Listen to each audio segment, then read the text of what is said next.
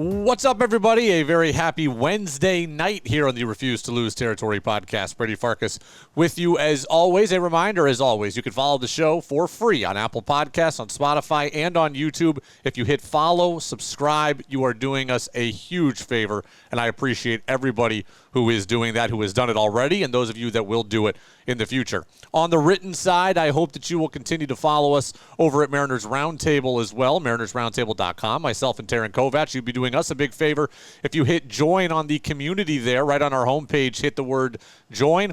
It's free to do that as well. All of our content is free, but you interacting with us on all of our platforms is a big deal. We have a slight adjustment to the schedule this week. This podcast coming out on Wednesday night after the Mariners have lost to the Phillies. Buster Olney will be back with us on Thursday morning as always, and then we'll have a special interview coming out on Friday, probably just the interview for that show. So there's actually one extra piece of content this week, but we're kind of structuring the full shows a little bit differently here. So a full show here on Wednesday. I am going to be in Toronto for the weekend. That's a big part of why we are changing up the format this week. I wasn't quite sure I would be in Toronto for a couple of different reasons, but I am. We're going to be joined in this episode by Tricia Whitaker, the field reporter, the sideline reporter for Apple TV. She'll be in Toronto as well. Mariners Blue Jays Friday night are on Apple TV, so we'll talk to Tricia Whitaker here at the end of the show. Mariners lose to the Phillies by a score of 6-0 on Wednesday, but they still do take the series from Philly. With this loss, they are now 64-60.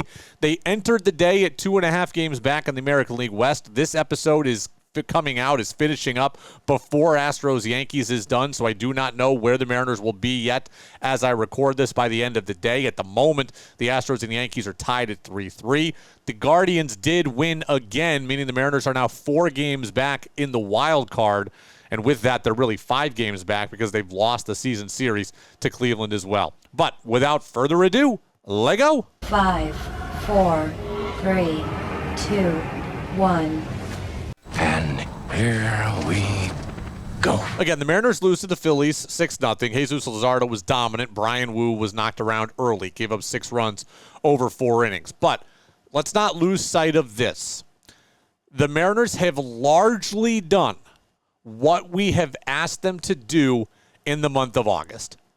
The things that everybody has asked them to do, they have largely done. You don't have to like how it's looked. You don't have to like the blowout losses that have been endured. You don't have to like how unsightly the run differential has become. You don't have to be happy with many things about what the Mariners have done in August. But from a results perspective, which is what ultimately matters, they have done largely what we have asked them to do. I told you I thought they needed to go 15-12 in the month of August to have a real chance heading into September. Right now, they are 11-12. Can they go 4-0 to get to 15-12? I don't know. Can they go 3-1 to get to 14-13 and stay over 500? I don't know that either, but I do know that they have given themselves a chance to hit the target that I set out for them at the beginning of the year. And I thought at the beginning of the month, I thought 15-12 was an optimistic ask. I thought that would be really hard to hit, and here they are with 4 games left in the month with a chance to hit it. If they go 3-1 and finish 14-13, I think that would be fine as well. It would set them up for a real chance in the month of September. Now, Jeff Passan, if you don't believe me, Jeff Passan of ESPN was on Seattle Sports 710 several weeks ago. He said he thought they needed to play 500-ish ball through the month of August, and guess what? They're right around 500 right now. Again, at 11-12, they have a chance to be right around 500 for the month. They could be 14-13, 15-12, 13-14. All of those would fit that bill of being around 500. Passan said he'd feel good if they were within 5 of the division. Right now, they are within 5 of the division, so do not move the goalpost. I am not trying to be Mr. Optimist. I understand that this team has cracks in the foundation all over the foundation. But I also believe in giving credit where credit is due. And right now, the Mariners are due some credit. They are playing around 500, which we asked. They have gone 5-4 against the National League powers, the Brewers, the Cubs, and the Phillies. So Brewers, Cubs, Phillies, they went 5-4. Expanded out further. The Murderers Row, the 5 series in a row of Yankees, Astros, Brewers, Cubs, Phillies. So Yankees, Astros, Brewers, Cubs, Phillies. They went 8-7. Those 15 games, they just went 8-7. And that's pretty darn impressive. That's 4 sure playoff teams and the Astros who are in the playoff mix. And again, they went 8-7. I was there last August when this team got pummeled by the Mets twice. I was there when they got pummeled by Philly. I was in Tampa when they got swept. I was watching, of course, like you were, when they got beat on that Friday night by the Atlanta Braves. Like, it was ugly in August last year. It had a chance to get really ugly in August of this year, and so far they are doing what we asked. They have put themselves in position. Again, they're fighting an uphill battle. I'm not trying to gloss over their problems. They are imperfect. They have a lot of questions, but they are putting themselves in position for September to matter, and that is all that we can ask for as fans. The at-bats have gotten better. The pitching has left a lot to be desired across the board, but the at-bats have gotten better. The bullpen has been better, at least from the guys that you are really counting on. I believe the bullpen did not allow a run in this series. The character and resolve have been there. I see a lot about how this team doesn't have any fight. You know what? I think fight is something that they have shown they have, at least here in the month of August. To go and get swept by Tampa and then lose 2 of 3 in New York, but rebound in that last game in New York to win and beat Max Fried to avoid the sweep, and then to go to Houston and lose in the crushing fashion they did on Friday, and then to rally and win the next 2 there, that's huge. To get beat 22-0 by Milwaukee, to come back the next day and win, to get pummeled again the next day by Milwaukee after that, and then to come and take, and then to come and beat the Cubs twice, then to get beat 19-2, and then to beat the Phillies twice, and the Phillies team that had won 9 in a row coming in. Character and heart are the thing that this team does have right now into August, or near the end of August and closing in on September. So I'm not telling you to feel great about where the season is at as a whole. I'm not even telling you to feel great about their chances. But if you just look in the micro at the month of August, right, if you allow yourself to zoom in on August, we knew it was going to be really hard. I think all of us thought that in 27 games, 10-17 was a possibility. And here they are, 11-12 right now, with a chance to get to 15-12. Now, I hope it doesn't go the other way, right? They could go 11-16, and it could end up largely where a lot of you thought. But the show is today, and today, right now, the Mariners are doing what we asked them to do. We'll get into some of our pitching breakdown momentarily, right after these words. Bella, where? I don't know where Bella is, but I know how to take care of my pup. Kratz, while you find Bella, today's episode is sponsored by the ASPCA Pet Health Insurance Program. The ASPCA Pet Health Insurance Program offers customizable accident and illness plans that can fit your budget, your lifestyle, and even your pet's particular quirks. Because let's be honest, vet bills can add up fast. And when it's time to submit a claim, it's easy. Just use their app and receive reimbursement for eligible vet bills directly into your bank account so you can get back to focusing on what really matters, your pet. To explore coverage, visit aspcapetinsurance.com/FOUL. That's aspcapetinsurance.com/FOUL. This is a paid advertisement. Insurance is underwritten by either Independence American Insurance Company or United States Fire Insurance Company and produced by PTZ Insurance Agency Limited. The ASPCA is not an insurer and is not engaged in the business of insurance. All right, I want to juxtapose now George Kirby's start on Tuesday with Bryan Woo's start on Wednesday. And it's going to play off of something we talked about the other day. So what did I say about, if you remember, right, we came on last week on Thursday after George Kirby had gotten roughed up against the Brewers. Remember, he gives up 6 earned runs in the first inning. Now, he kind of gutted it out and stuck around, I think, through 4. But he gave up 6 runs in the first inning. And what did I say about George Kirby at that point? That I thought George Kirby really needed to kind of change up his pitch mix. I think George Kirby has very good stuff, right? He throws hard. His pitches move. He throws strikes. The thing that I think he is needed is a different pitch mix. And that pitch mix, I thought, for Kirby needed to include more splitters and more changeups. Why? Because he needs to be able to change eye levels better against left-handed hitters. He needs to be able to have a pitch that runs away from a left-handed hitter rather than all pitches that run into left-handed hitters, right? Sliders and curveballs from a righty run into a lefty, and they have a chance to be hit unless they are thrown perfectly because they're falling right into the middle of the plate or right into a left-handed hitter's kind of loop zone bat path. A splitter and a changeup will run away from a barrel and to the end of a bat or will fall below the zone. I said I thought George Kirby needed that. I think that has been one of the biggest reasons why Logan Gilbert has been more effective than George Kirby this year, because he has those offerings and he has expanded those offerings. Well, you know what? Credit where credit is due. Not only did George Kirby make the adjustment in that way, he made the adjustment in a start. I thought this was going to be something that needed to happen over the course of an off season, but it happened over the course of one start. Kudos to him for recognizing it. More kudos to him for executing it. If you're watching on the show right now, I've got the graphic on the screen. In this game against Philly, George Kirby goes 7 2/3, 1 walk, 9 strikeouts, only gave up 1 earned run. He threw 92 pitches, okay? He threw 13 splitters. 13 splitters out of 92 pitches. That is 14% splitters. You know what George Kirby's season average is in splitters? 2%. Now, he will throw a few more changeups than that, so it's 2% plus whatever the changeups are. I think it was 6%. So, on average, George Kirby's throwing about 8% splitters and changeups this year. In this game, George Kirby threw 14% splitters.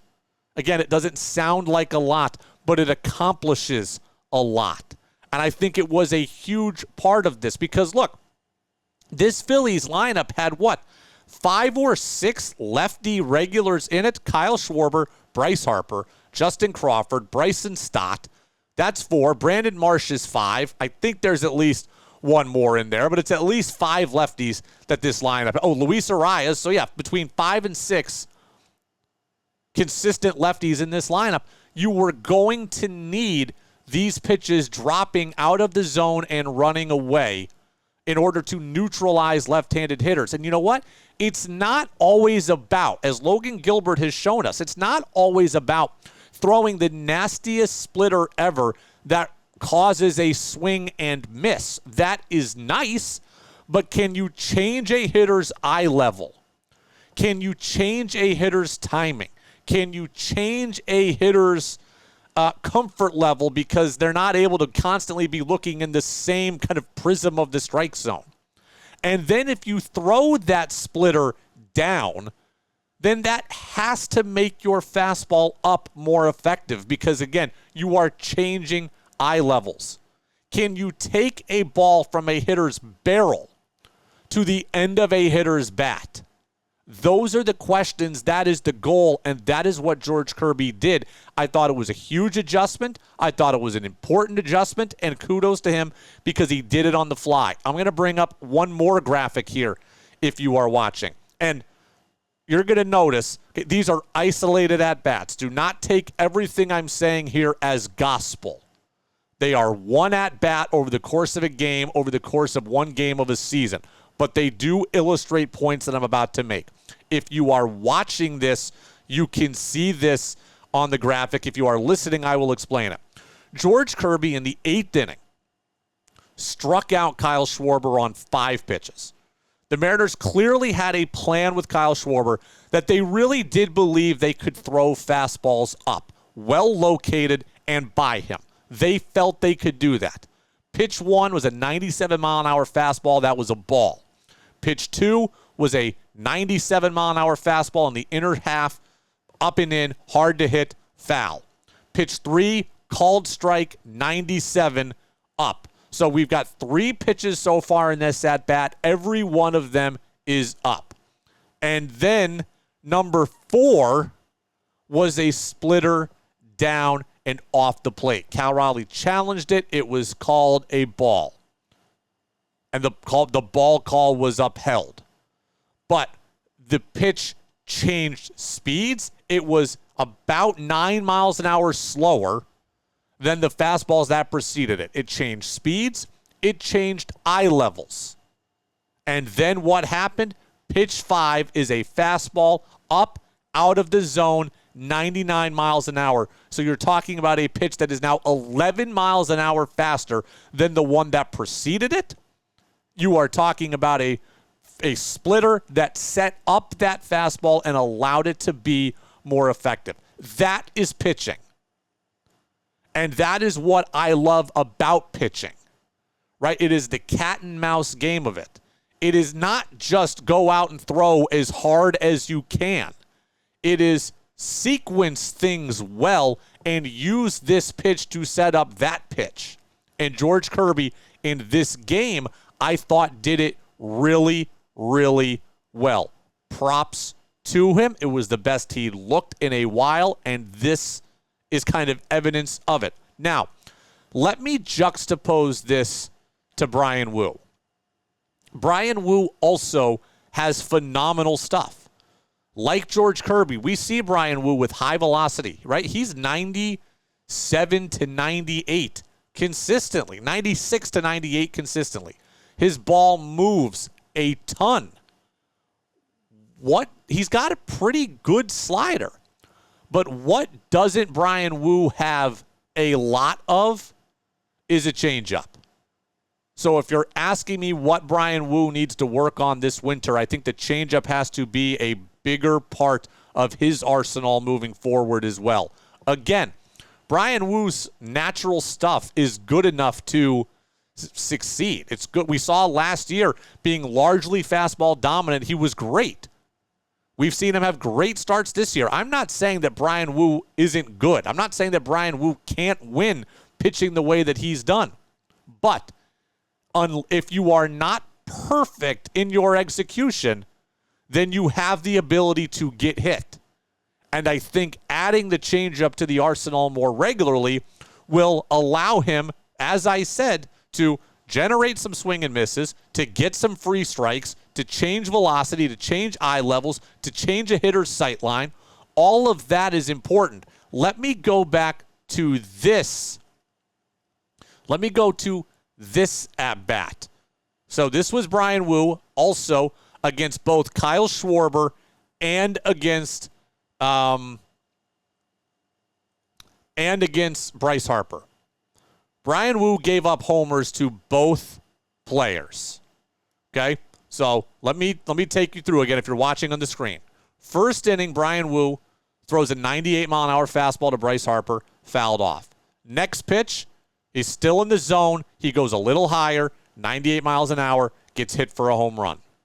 Now, could Bryan Woo have succeeded if that pitch was 4 inches higher and is right on the edge? Yeah, he very well might have. But again, when a team knows that you are fastball dominant and that's what they can hunt, they are always ready for it. And if you miss that spot, you have a propensity to get hit and get hard.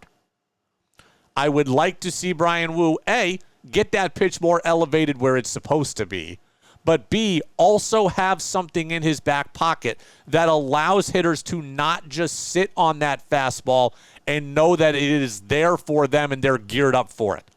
Go to the next at-bat. 3-run homer to Kyle Schwarber.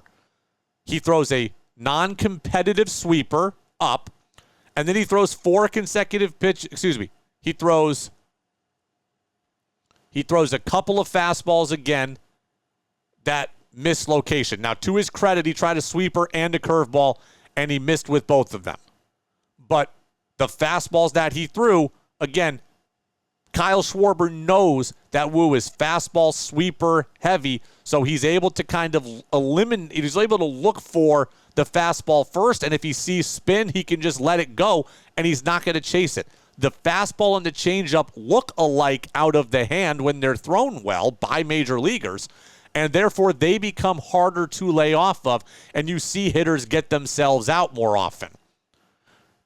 Bryan Woo misses location, throws it down the middle, the ball gets hit deep. It's not even about that to me. It's about having an off-speed pitch that you can tunnel off the fastball that looks like the fastball, that then can get people off your fastball, that can give you, again, some free strikes, some free outs, some early out contact, and hitters that get themselves out. Again, these are isolated at-bats in one game. Bryan Woo has been very good in his career pitching his way. I believe he needs to continue to evolve. The sweeper has made strides this year. The slider has made strides. The changeup needs to be the next thing to make strides, especially against lefties, because these lefties know that they can sit fastball, lay off spin, and then they're in the driver's seat of some of these at-bats. And you see both Schwarber and Harper able to tee off in this particular game. All right. Tricia Whitaker is coming up at the end of this. I do have one more set of things I want to get to. We'll get to them after these words. One of the things that I wasn't very good at was playing Major League Baseball. One of the things that I'm really good at is sweating. Even now, when I'm not playing, I need hydration. I need to make sure it's convenient. That's why I choose Quince. Yep, Quince electrolyte stick packs to the rescue, Kratz. They taste great, and the zero sugar options are stevia-free. They're keto-approved, naturally sweetened with fermented rice, and like everything Quince does, they're thoughtfully made and priced well at $20 for 30 servings. They're less than half of the leading brand. Give your body what it really needs to stay hydrated. Go to quince.com/foul for free shipping on your order and 365-day returns. That's QUINCE.com/FOUL for free shipping and 365-day returns. Quince.com/foul. These statements have not been evaluated by the Food and Drug Administration. This product is not intended to diagnose, treat, cure, or prevent any disease. All right, as I said, I am off to Toronto on Thursday, and I will be there for the entirety of the 3-game series, so Friday, Saturday, Sunday. I wasn't sure that I was going to be there, but again, I am. There are 7 or 8 things that I am interested in seeing when I get to this series and as I watch these 3 games. There are 7 or 8 things that I'm looking for, so let me just run through them. Number 1, how does everybody handle being back in the place that ended your season a year ago? There are obviously new pieces on this team, pieces that were not there. There are people like Cole Young who did not play in that series. But this is the place where your season ended. How do you handle the emotion of being back? You lost game 6 and 7 in this ballpark. How does it land for Julio Rodriguez? How does it land for Cal Raleigh? How does it land for Edward Bizzardo? It's always going to be hard going back to a place where there are bad memories. I was there in the building last year when it happened. I was there for game 6. I was there for game 7. I was in the clubhouse after. I saw the look on Cal Raleigh's face. I saw the look on Cal Raleigh's face in the tunnel away from the camera. I saw Josh Naylor away from the camera. I heard the scream from Julio that we all heard about that came from behind the cameras and away from the cameras. I was there for all of it. I spoke to Dan Wilson 15 minutes after that game had ended. I was as shell-shocked as anybody. They are the ones who now have to come out and pick up the pieces and play in this building again. By the way, against a team they are battling with for playoff positioning, potentially more in the wild card, obviously, than anything, given they're not in the same division. But these games are important.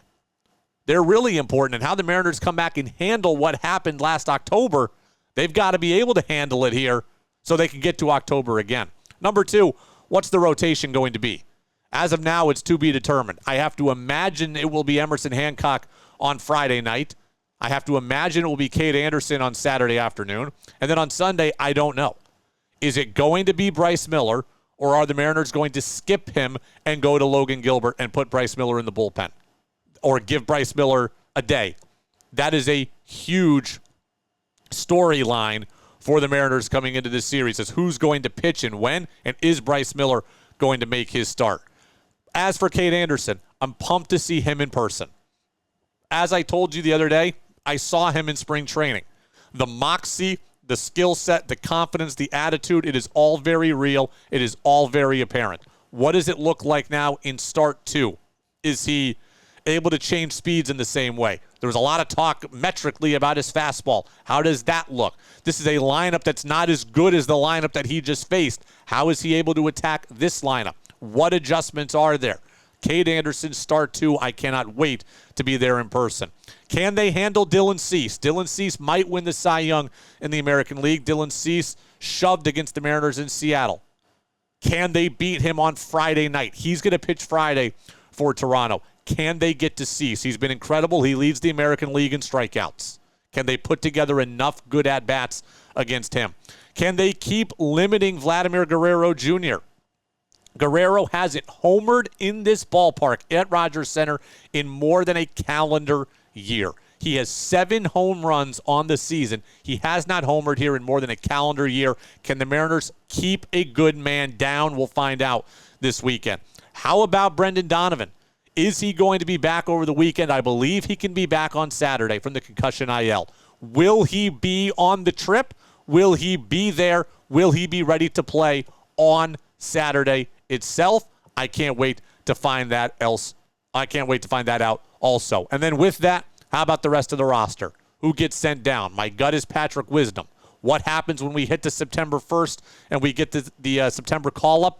That's a conversation for next week, but I would like to know what exactly is going to happen next Tuesday. Is Leo Rivas coming back? Are they carrying a third catcher? What about Ryan Bliss? What about Miles Mastroboni? What about Michael Arroyo? What about Las Montes?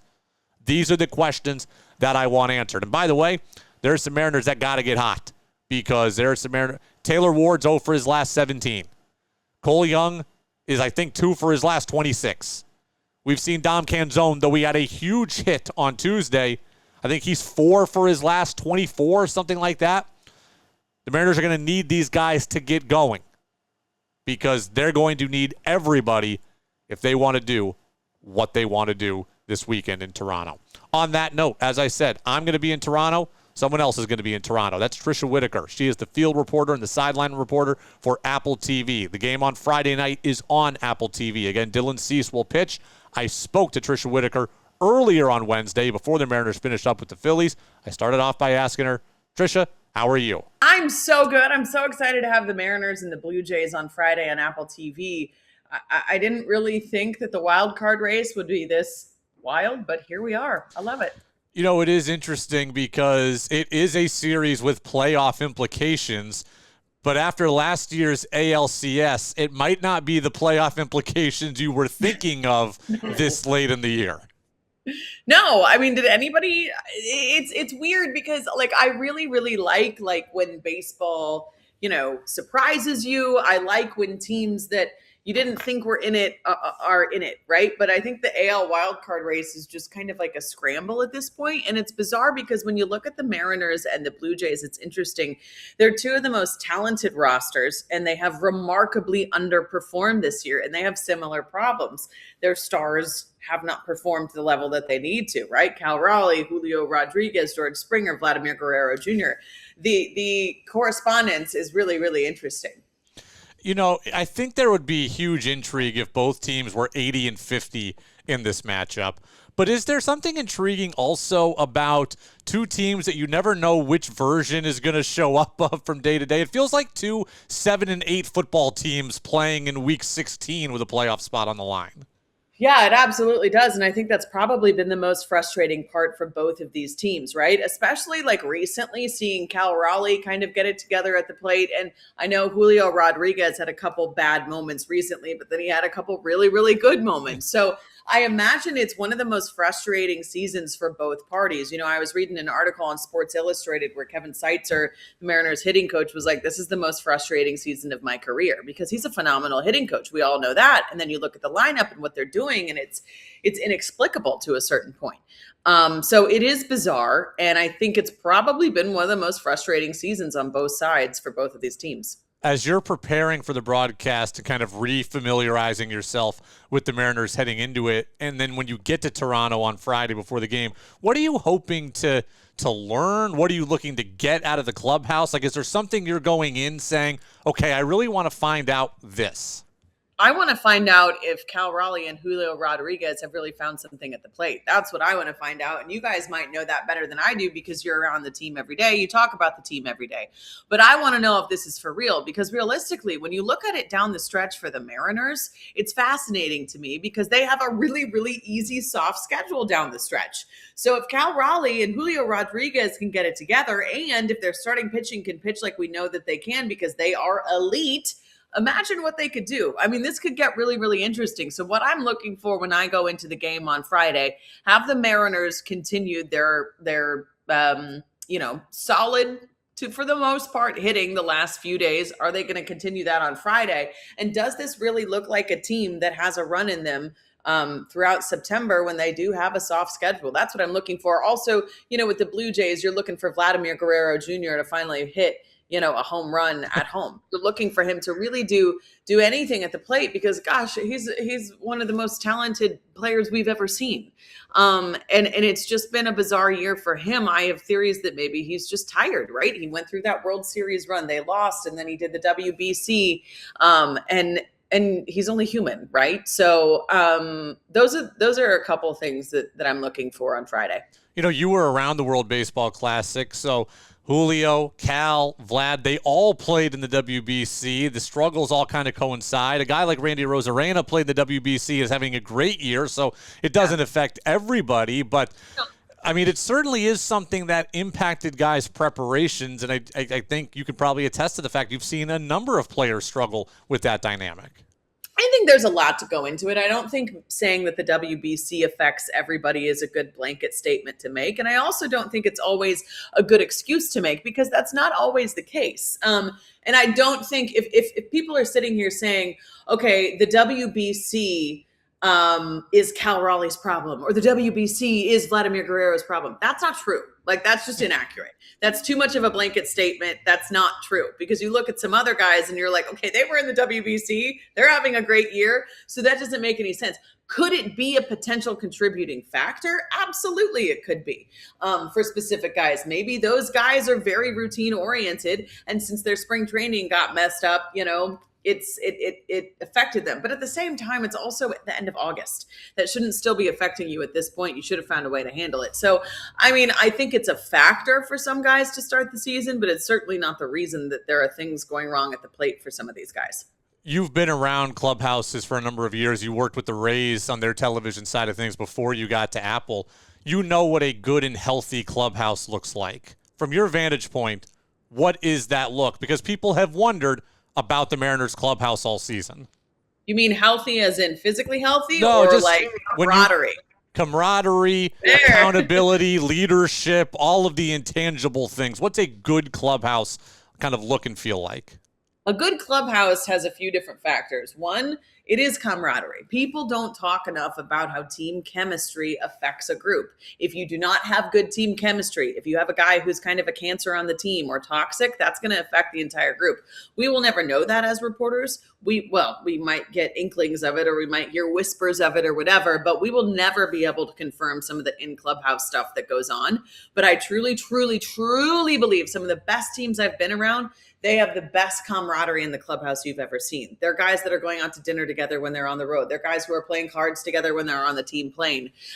It's just they're having a good time, right? I think that's one of the things that goes into a good clubhouse. I think really, really good leaders. Your leader on the team cannot be a starting pitcher. It just can't. He's not an everyday player. It's not that, a Max Scherzer isn't a good leader. It's not that, when I was with the Rays, it's not that Charlie Morton wasn't a good leader at all. They're wonderful leaders. But if you're not an everyday player and you're the leader, that's difficult. So I think one of the everyday players has to be a good leader in the clubhouse. I think that's a contributing factor. I think the other thing is how well does a team rebound from a tough stretch? Right? Or a tough game. That's huge. To quote Ted Lasso, to have the memory of a goldfish, right? I mean, it sounds cliche, but it's so true. And I think one of the things when I was with the Rays that Kevin Cash did so well, and I say this all the time, but he never gets too high and he never gets too low. And when you do have a leader that doesn't lead by way of like extreme emotion, right? That's a good thing. Now, some emotion has to happen, right? These players need a lot more words of affirmation than they are willing to admit. They do. They need words of affirmation from their managers. They need words of affirmation from their hitting coaches, their pitching coaches. So I think leadership in that way is a really, really important thing, so the guys can go to the field and play freely and without anxiety. People don't understand. Professional athletes won't admit it publicly. They won't necessarily admit it to their coaches because they don't want the front office to know how much anxiety some of these guys deal with. They do, and they're only human. So when you have words of affirmation and that type of leadership in the clubhouse, I think it makes a difference. I've never played Major League Baseball. What do I know? But that's what I've seen. Playing off something you said earlier, but I also want to be careful because I don't want to get too speculative, but I am curious just from your experience. I think it's pretty clear that Cal Raleigh is the leader of the Mariners. He was hurt and gone for a month. I think that matters. He also has played generally much more poorly than he did a year ago. How difficult do you think it is for a guy to lead when A, he's not there, and B, he's not playing as well? It's hard because, like, I mean, I don't know. I haven't talked to him about it. I've not done an interview with him about it. So this is purely speculation and assumption based on human emotion, based on what I've seen from athletes. That's hard to do because you're struggling inside of your head. You're struggling physically when you're on the IL, and then you're expected to lead a team that you haven't been around for a month. Now, I do think that some of the best players and the most and some of the best leaders can still do that, even when they're struggling mentally on their own. I do think, but that's a really hard thing to do. Okay. And so, I think, especially recently with Cal Raleigh, what we've seen is kind of when I've been watching the Mariners specifically this week and watching him hit 4 home runs over the last 2 days. And I think he reached safely in like 7 of 8 plate appearances. Yeah. That to me, I'm watching him and I'm like, oh, that's the Cal Raleigh I remember from last year, right? Playing with confidence and having good at bats. So I think that's a really hard thing to do when you're struggling at the plate and you're supposed to be the leader of the team. That's not easy. So we'll see how that's the thing though about these guys is down the stretch, guys like Cal and Julio, they have a chance to like completely flip the script because of the wild card standings. I mean, because listen, imagine if in September, both of these guys go off, the Mariners make the playoffs and they actually make a run. Then guess what? We can throw out the beginning of the season and just say that was a fluke. Those guys were struggling. And then we can say, look at what they did. Look at what they did to rebound and look at what they did to lead their team. Back in March, you were on the field at the WBC with Julio, and I remember you asked him, what would he rather do, win the World Series or win the WBC? His answer was win the WBC. Predictably, Mariners fans didn't enjoy that response, but were you surprised by the backlash that Julio got as a result to your question? Also, let me just clear the air here because I think I talked to Julio about it one time when I had the Mariners, and I was just like, I really didn't mean to put you in a position where people would get mad at you. I was like, that was just like a fun little question. And I mean, he was like, oh, it's fine. Like, he was like, it happens, right? Because he's a pro's pro. He knows how it goes. But like, that really wasn't a question to try to like, people will tell you this who I've been around. I'm not a reporter who's like, let me catch these guys in a clickbait answer. Let me get a viral moment, like from an answer, a controversial answer. I actually hate that stuff. I hate fake outrage. I hate outrage in general over things in baseball that don't matter. But I think I was slightly surprised by the backlash he got because it's like, guys, Julio gives 1,000%. I know recently he's had some blunders and I understand that, right? But let's also talk about how he went through a really, really bad concussion earlier in the year. And he talked about how he was in a dark spot during that. Let's give some grace here, right? But I think when you watch Julio play like Julio can play when he's not dealing with an injury or something, that man gives 1,000% on the field, right? And so it's like, it's not like he didn't want to win a World Series with the Mariners. Of course he does. You remember last year when they lost, it was heartbreaking to see those guys in that clubhouse. You could hear Julio screaming during somebody's interview in the clubhouse because he was so upset and sad. So I think people overreacted a little bit to that, because here's what we don't understand. Like, if you were raised in the United States, the WBC doesn't quite hold the same meaning to you as it does for teams like the Dominican Republic and Venezuela. And that's just a fact. And anybody who disagrees with that, they're not paying attention.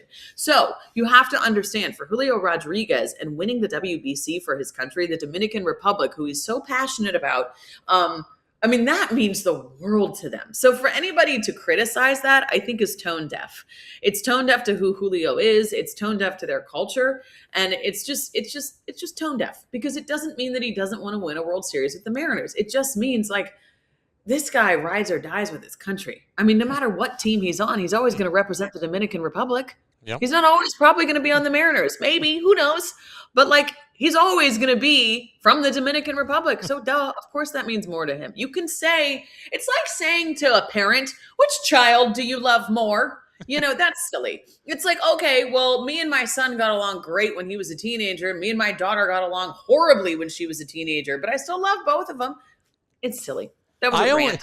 You know what? I took it as just like kind of an in the moment answer also. Like, when it was baseball season, I would always say baseball was my favorite sport. When it was basketball season was my favorite sport. Like, if you had asked him that same question in October, I don't know that he would have given you the same answer. Like, I felt like it was just like who he's playing for.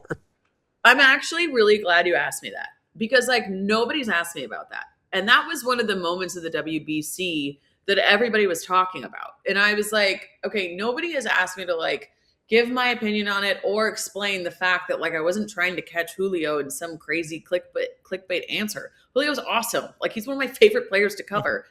And so I'm glad you asked me that, and I appreciate that, because I just really didn't like the narrative around that. And like, I'm not saying Mariners fans shouldn't be passionate about their players and their team and winning a World Series. Duh, you should. But like, again, the Dominican Republic is where he is from. He is always going to be from the Dominican Republic. It's his home.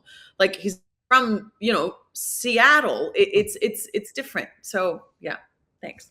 I will get you out of here on this. As I recall, last year you were learning Spanish so you could interview Salvador Perez. How have your Spanish lessons gone 1 year later? And will we be getting some in-dugout Spanish interviews this time around? Mi español es mejor, pero... It's better, but... It's better, but es muy difícil porque this is going to be such bad Spanish and everybody's going to make fun of me. Porque jugadores, that's players, cuando habla rápido, nunca entiendo. When they speak fast, you don't remember, or you don't understand. I can't understand, right? And so a lot of these players, they speak so fast, and I cannot understand them. So if a player, let's say Julio is actually, I talked to him about this after one of our interviews that we did, and I was like, would you ever do an interview with me in Spanish to help me? He was like, yeah. And I could do an interview probably with him in Spanish because he would speak slow enough for me. And he would probably practice it a little bit with me beforehand, because that's what Salvador Perez did. Salvi sat in the dugout with me for like 5 to 7 minutes before the interview, and he helped me, right? He helped me practice my questions. And I said, these are the questions I'm going to ask you. Is this correct Spanish? And he was like, you got it. That's perfect. And then he was like, here's a general like idea of what I'm going to say. I still translated what he said, right? And I asked all the questions in Spanish, but I needed somebody to work with me through that. And I will forever be thankful to Salvador Perez for that, because he didn't have to take the time to do that. He's like pregame getting ready for a game. And he's like, yeah, I got you. I'll help you. And honestly, ever since then, most of the Latin players I've talked to, they're like, hey, if you ever want to do an interview with me in Spanish, I will speak slow for you. I'll help you out with it. And I just respect that so much, because like, it's also given me a new perspective of like, okay, now I know like how challenging it is for these guys to learn English. And also I hate when people criticize some players for not being able to do interviews in English, even though they know that they can speak English. Now, there's some guys who I'm like, okay, your English is literally perfect. I know you can do this interview in English. But there's other guys who I'm like, no, I understand, because it's like, you don't want to say something incorrect and accidentally say the wrong word, and then it becomes a headline. And also, when you're on live TV, it's so scary. Like, it's so scary to speak in a different language, especially when everybody is recording every single word you're saying and dissecting every word you're saying. Like, let's have a little grace here. So That was a long-winded answer, but there you go. Well, I will tell you, here's a pro tip. You've already got the relationship with Julio. Andres Munoz is approachable and easy to talk to, so that would be a guy I go to in the Mariners clubhouse that would be willing to help with whatever you need. So I'm literally on Friday going to tell him that you said that and that he's my next Spanish interview. I can't wait. I'll probably be standing next to you as you do, so I will be there, and I look forward to meeting you in person. So, Tricia, thank you very much for the time. See you north Brady. of the border soon. That was Tricia Whitaker over at Apple TV. Good stuff there, and good transparent stuff on the stuff with Julio Rodriguez, which I remember talking about back in March. Good stuff on Vlad, on Cal, on the WBC. I appreciated her time. We've now spoken to both Heidi Watney and Tricia Whitaker from Apple TV this year, and again, I do appreciate their time. And by the way, I'm trying to learn Spanish as well. That was my off-season task last year. I kind of halted it here in season. Probably not a good idea. I hope to pick it up again next off-season. I, too, would like to get better at Spanish, although I did understand what she was telling me. So thanks again to Tricia Whitaker, and thanks again, as always, to all of you. MarinersRoundtable.com. Hit join on the free community. Apple, Spotify, YouTube. Hit join. Hit subscribe. I appreciate everybody who has and those who will in the future. I'll see you from Toronto over the weekend. Buster Olney of ESPN will be on tomorrow's episode, as he is every Thursday. And as always, go Ems.